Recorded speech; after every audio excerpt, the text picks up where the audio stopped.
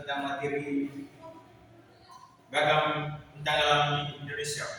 Oke, baik anak-anak. Pengertian dari materi ragam bentang alam ini, bentang alam adalah bentuk permukaan bumi yang terbentuk secara alami. Bentang alam dapat berupa dataran maupun perairan. Bentang alam terbentuk melalui berbagai proses alam. Jadi anak-anak, bentang alam ini tidak dibuat oleh manusia, melainkan alam itu sendiri yang membuatnya. Contohnya, sungai air itu bukan manusia yang membuat itu, melainkan alam sendiri yang menciptakan atau memproseskan.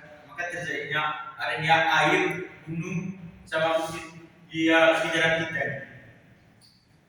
Jadi anak-anak, perlu diketahui ada dua jenis bentang alam, itu bentang alam daratan dan bentang alam perairan. Yang pertama, bentang alam daratan.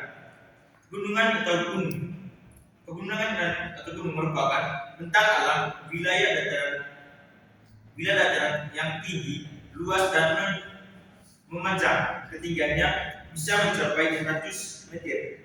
Contohnya itu anak-anak adalah Gunung Bromo yang ada di Jawa Timur. Ada pula keterkaitannya dengan masyarakat, yaitu masyarakat sekitar dapat menjadikan Gunung Bromo ini sebagai objek wisata alam yang akan mendukung ekonomi lokal. Jadi anak-anak, Gunung Bromo ini masyarakat bisa menjadikan ia sebagai mata pencarian hidup mereka di setiap hari.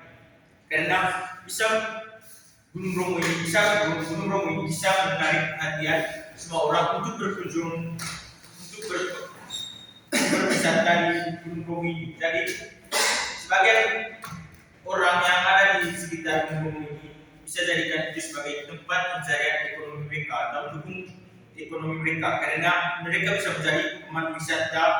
Nah, dari situ mereka bisa menghasilkan uang untuk memenuhi kebutuhan mereka.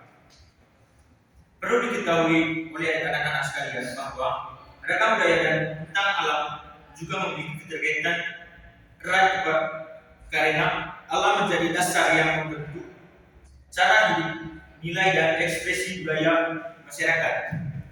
Yang berikut anak-anak, bentang alam wilayah perairan. Jadi contoh yang ini anak-anak, bentang danau, alam yang terbentuk cekung yang terisi air dalam jumlah banyak. Bisa